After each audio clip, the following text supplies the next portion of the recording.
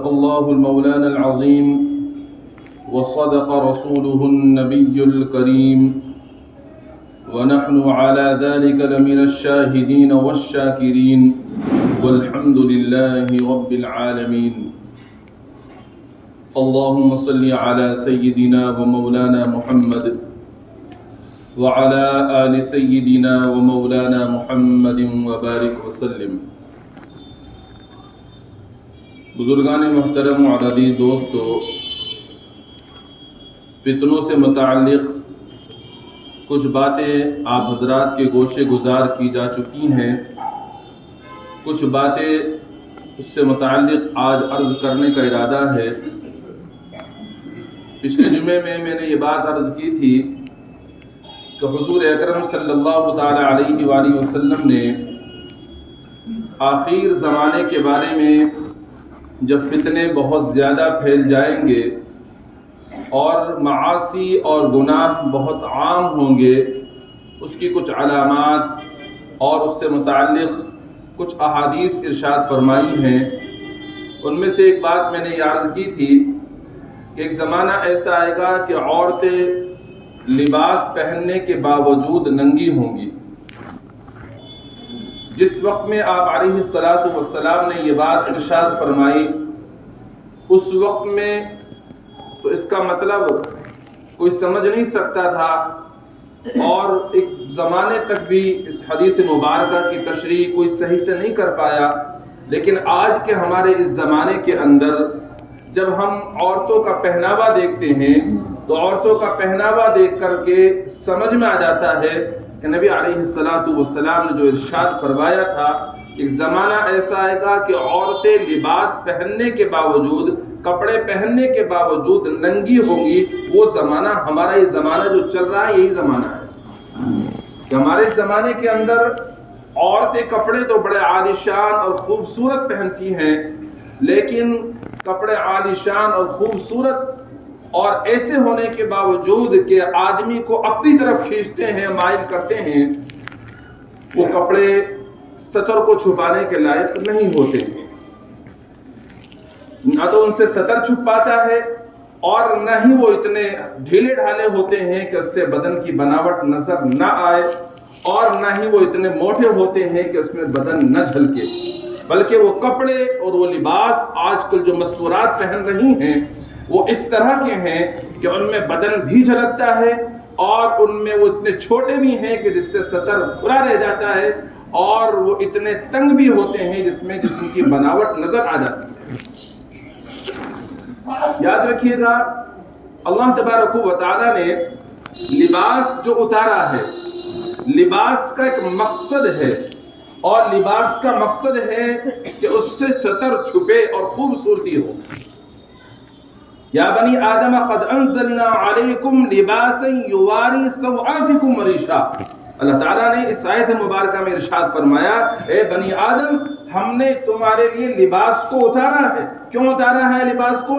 اس لیے اتارا ہے لباس کہ تمہاری اس سے سطر پوشی ہو، یعنی سطر تمہارا اس سے ڈھک جائے، اور دوسرے وہ تمہارے لیے زینت کا اور خوبصورتی کا سامان بھی.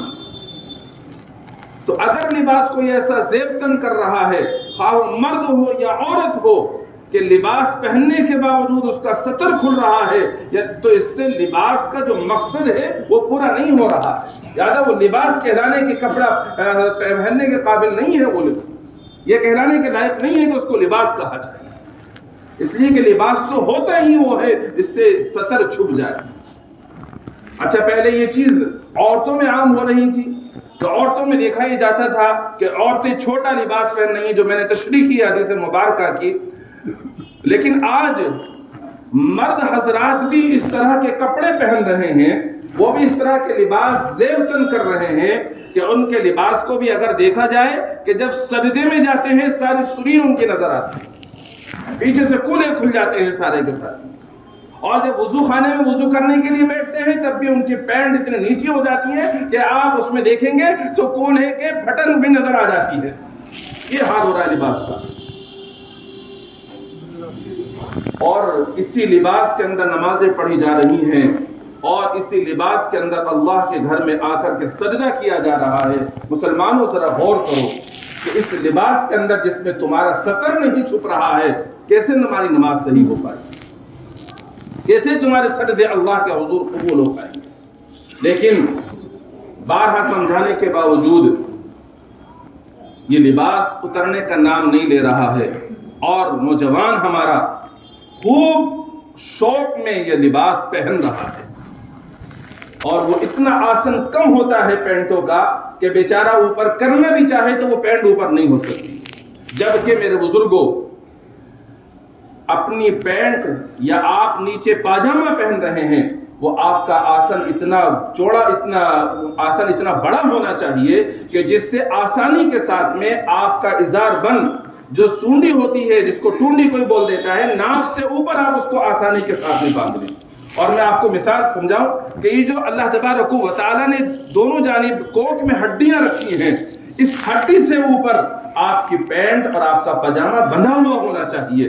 اگر آپ یہ بندھا ہوا ہے تو سمجھ لیجئے گا آپ کا سطر پوری طرح سے ڈھکا ہوا ہے، اور اگر آپ کی پینٹ یا آپ کا پاجامہ اس سے نیچے ہے تو پھر آپ اگر اپنا کرتا ہٹاتے ہیں یا شرٹ ہٹاتے ہیں تو آپ کا سطر کھل جاتا ہے اور آپ گناہگار ہو رہے ہیں، اور جو شخص آپ کے سطر کو دیکھ رہا ہے، جس کی نگاہ پڑ رہی ہے، آپ اس کو بھی گناہگار بنانے کے ذمہ دار ہو رہے ہیں۔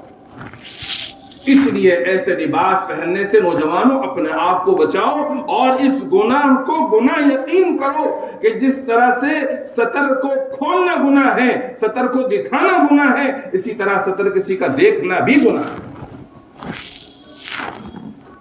تو ایک تو وہ لوگ ہیں مسلمانوں میں نوجوان طبقہ جو اپنی پینٹیں یا اپنی جو جنس کی پینٹیں چل رہی ہیں وہ اتنی شارٹ اور اتنی چھوٹی پہن رہے ہیں جس سے آگے پیچھے کا ان کا سطر نظر آتا ہے، اور اتنے حالات اتنے خراب ہو چکے، نازک ہو چکے ہیں کہ جب اللہ تبارک و تعالیٰ عمرے کی توفیق دیتے ہیں نا، عمرہ کرنے جاتے ہیں یا حج کی توفیق دیتے ہیں، حج کرنے جاتے ہیں، تو وہاں بھی یہ نظر آتا ہے کہ حاجیوں کی جو احرام کی چادر جس کو لنگی کے طور پر باندھا ہوا ہوتا ہے نیچے، وہ اتنی نیچے ہوتی ہے کہ ان کی سارا سطر نظر آ رہا ہوتا ہے، سارا پیڑ ان کا کھلا ہوا ہوتا ہے، ان کو احساس ہی نہیں ہوتا کس طرح سے ان کا حج قبول ہوگا، کس طرح سے ان کی نمازیں قبول ہوں گی۔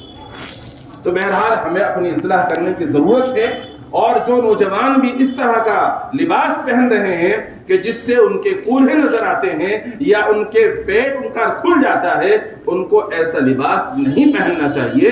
اس طرح کا لباس کہلانے کے لائق نہیں ہے، کیونکہ اس میں سطر نظر آتا ہے۔ لباس کا اصل مقصد یہ ہے کہ اس سے سطر چھپا ہوا ہونا چاہیے۔ اسی طرح سے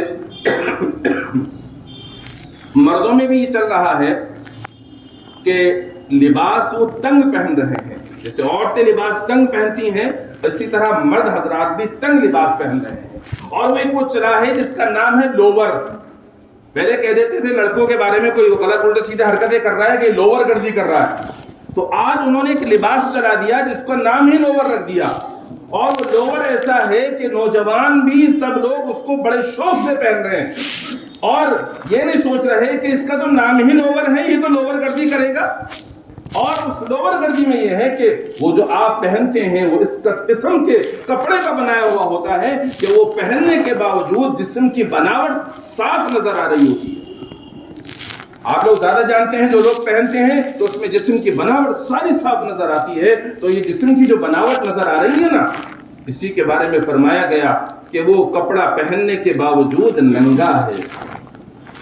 اور میں نے عرض کر دیا کہ جو لباس ایسا ہو کہ اس کو پہننے کے باوجود آدمی ننگا نظر آئے تو وہ لباس کہلانے کا حقدار نہیں ہے، اس کو لباس نہیں کہا جا سکتا۔ اس لیے بہرحال چاہے وہ لوور ہو یا کوئی اور ایسا لباس ہو جس میں اتنا تنگ ہو تو اس کے تنگی کی وجہ سے جسم کی بناوٹ اس کے اندر نظر آ رہی ہو، ایسا لباس ہمیں نہیں پہننا چاہیے، اور اتنا چھوٹا بھی نہیں پہننا چاہیے جس میں ہمارا سطر نظر آ جائے۔ اگر ایسا لباس پہنتے ہیں تو وہ لباس کہلانے کا حقدار نہیں ہے، اس کو لباس نہیں کہا جا سکتا۔ ہمیں ایسا لباس زیب کرنا چاہیے جس سے ہماری پوری طرح سے سطر پوشی ہو جائے، سطر پوری طرح سے ہمارا چھپ جائے، تاکہ اس میں خوبصورتی بھی حاصل ہو جائے، لباس کا مقصد بھی پورا ہو جائے، اور پھر جو ہم اس لباس کو پہن کر اللہ کی بارگاہ میں سجدہ کریں، نماز پڑھیں، وہ سجدہ اور نماز وہ قابل و قبول ہو۔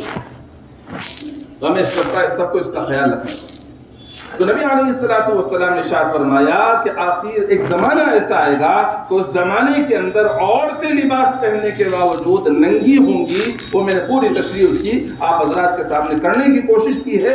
اللہ تبارک و تعالی سے دعا ہے اپنے فضل سے ہمیں سمجھنے کی اور اس پر عمل کرنے کی توفیق عطا فرما. ایک دوسری حدیث میں ارشاد فرمایا ایسا بھی زمانہ آئے گا کہ عورتوں کے بال ایسے ہوں گے جیسے کہ اونٹ کی کوہان ہوتی ہے. اونٹ کے کوہان جیسے بال ہوں گے. اس زمانے کے اندر اس حدیث مبارکہ کو سمجھنا بڑا مشکل تھا کیونکہ اس زمانے میں تو اس کا تصور بھی نہیں تھا. لیکن آج کے زمانے کے اندر اگر آپ غور کریں تو آپ عورتوں کے سروں کو دیکھ کر یہ کہیں گے کہ ہاں بھائی یہ تو بالکل اونٹ کے کوہان جیسے نظر آ رہے ہیں. جیسے کہ اونٹ کے کوہان اوپر کو اٹھا ہوا ہوتا ہے نا، ایسے ہی آج مستورات اپنے سروں پر جوڑا باندھ رہی ہیں اور وہ جوڑا اونٹ کے کوہان کی طرح سے اٹھا ہوا ہوتا ہے. تو آج اس حدیث مبارکہ کی تشریح بالکل ہمارے سامنے صاف اور ستھری بالکل واضح ہے، زیادہ تفصیل میں جانے کی ضرورت ہی نہیں.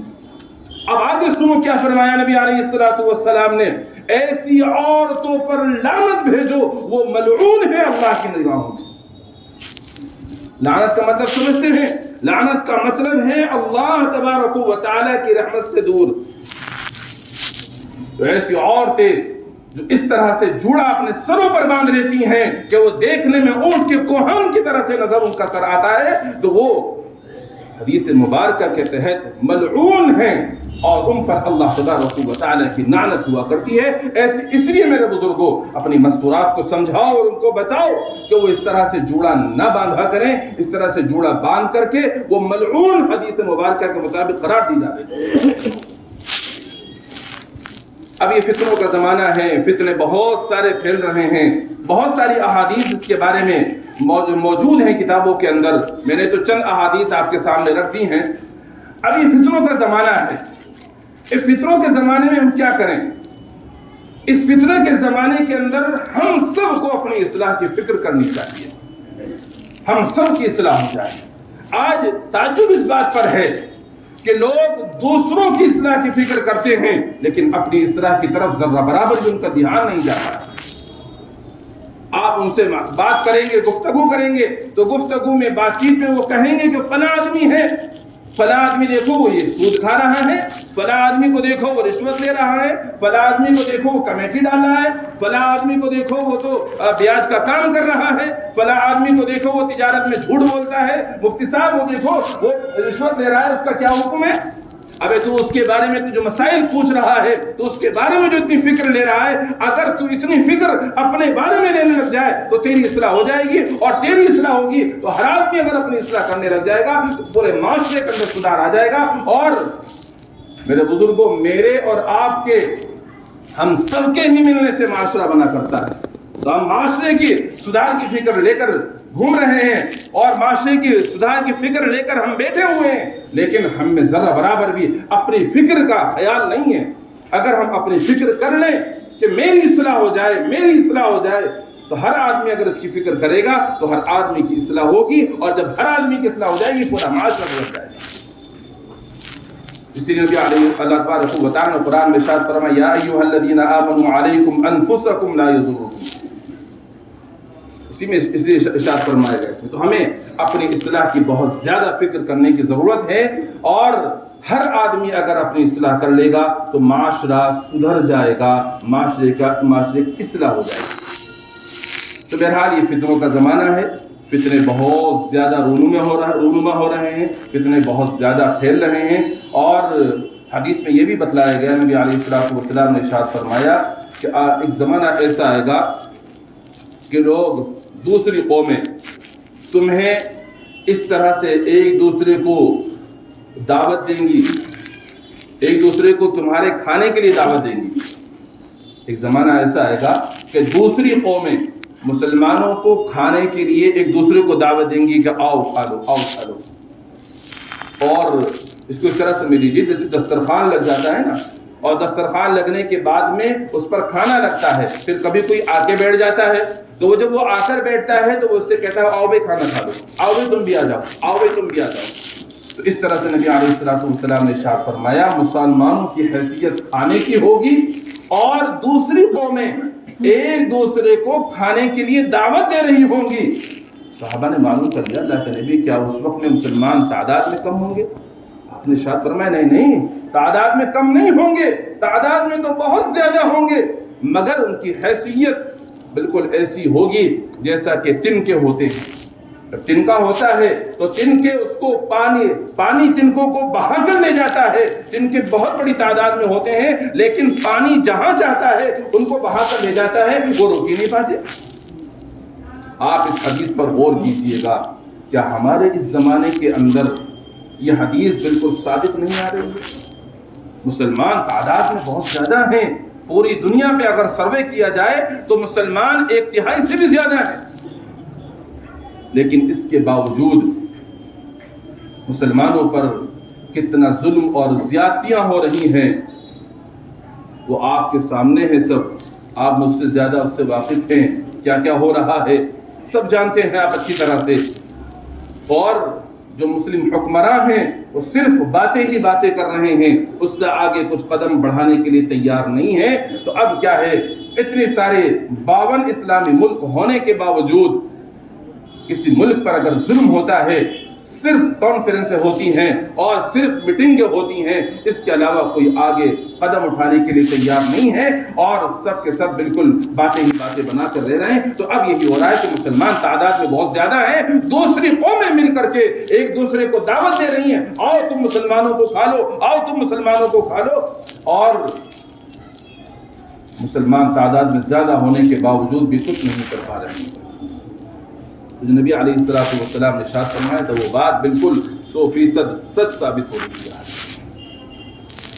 اس زمانے کے اندر اللہ کی طرف متوجہ ہونے کے ساتھ ساتھ ہم سب کو اپنی فکر اور اپنی اصلاح کی بے انتہا ضرورت ہے۔ نبی علیہ السلام نے یہ ارشاد فرمایا آخر زمانے کے اندر ایک زمانہ ایسا آئے گا کہ لوگ سود کو تجارت سمجھنے لگیں گے، یعنی سود جو ہوگا لوگ اس کو تجارت سمجھ کر کریں گے۔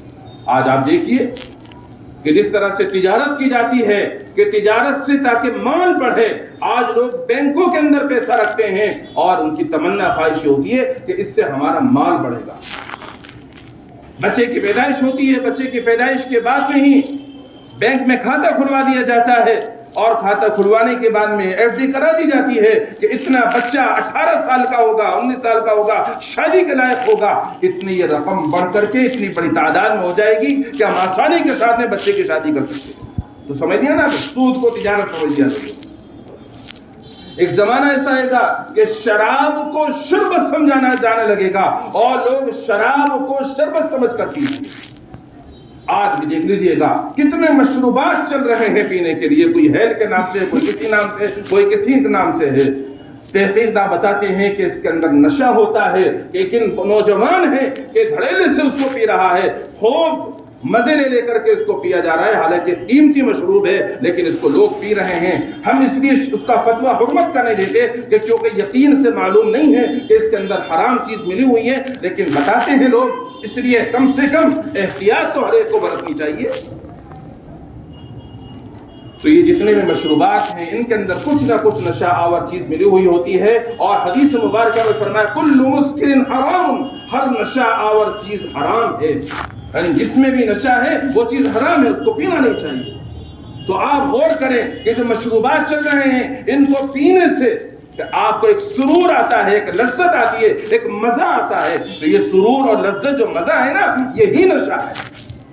اس لیے میں اس کی حرمت میں اس کو حرام تو نہیں بتا رہا کہ یہ حرام ہے، جو کہ اکابر علماء کرام نے اس کو حرام کا فتویٰ نہیں دیا، لیکن میں آپ سے یہ عرض کر رہا ہوں کم سے کم ہمیں اس کے پینے میں احتیاط تو برتنی چاہیے، مشکوک تو ہے ہی۔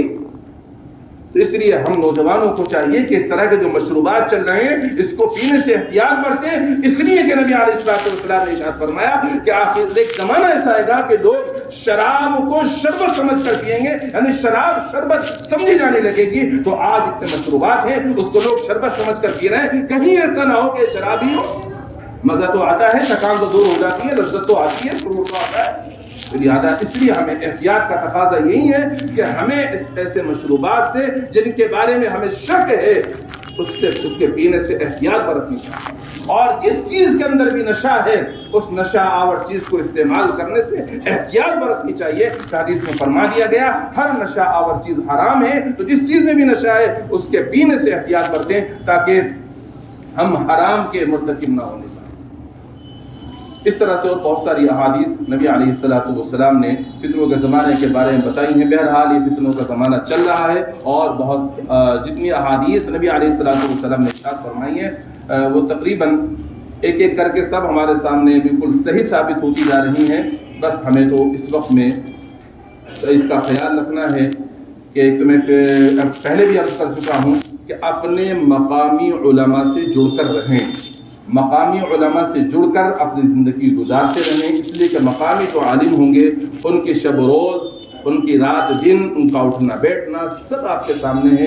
آپ جانتے ہیں یہ کیسے ہیں. اگر ان سے جڑ کر کے اور ان سے معلوم کر کر کے زندگی گزاریں گے تو انشاءاللہ آپ کے لیے حرام سے بچنا آسان ہو جائے گا. اور اگر آج اس سوشل میڈیا پر جو آ رہے ہیں ان کو دیکھ کر کے زندگی گزاریں گے تو میرے بزرگ کو ان کے بارے میں معلوم نہیں ہے. آپ کو بس صرف یہ کہتے ہیں فلاں آدمی بڑا اچھی تقریر کر رہے تھے، فلاں مقرر بڑا اچھی تقریر. آپ تو صرف انداز کو دیکھتے ہیں، آپ تو صرف لہجے کو دیکھتے ہیں، آپ کو نہیں معلوم کہ وہ جو بات بتا رہا ہے وہ صحیح بھی ہے یا غلط ہے. ہم آپ کے سامنے ہیں، آپ کم سے کم ہم سے یہ تو معلوم کر سکتے ہیں کہ مفتی صاحب آپ نے جو یہ بات بتائی ہے اس کی کوئی دلیل دے دیجئے، کوئی حدیث دے دیجئے، قرآن کی کوئی آیت پیش کر دیجئے. ہم آپ کے سامنے دلیل تو دے سکتے ہیں. یا دلیل نہیں ہوگی تو ہم آپ کو کہہ سکتے ہیں بھئی ہم سے غلطی ہوگی، ہمیں یہ بات نہیں بتانی چاہیے تھی، ہم بتا گئے آپ سے. لیکن جو لوگ سوشل میڈیا پر ہیں آپ کیسے ان سے دلیل معلوم کریں گے، کیسے آپ کو دلیل بتا پائیں گے. اس لیے بہتر یہی ہے آپ کے لیے مقامی علماء سے جڑ کر زندگی بسر کرتے رہیں اور اپنی اصلاح کی فکر کرتے رہیں. اللہ تعالیٰ سے دعا ہے اپنا فضل فرما کر ہر قسم کے فتنوں سے پوری امت مسلمہ کی حفاظت فرمائے اور اپنا فضل فرما کر ہم سب کو اپنی اصلاح کرنے کی توفیق عطا فرمائے.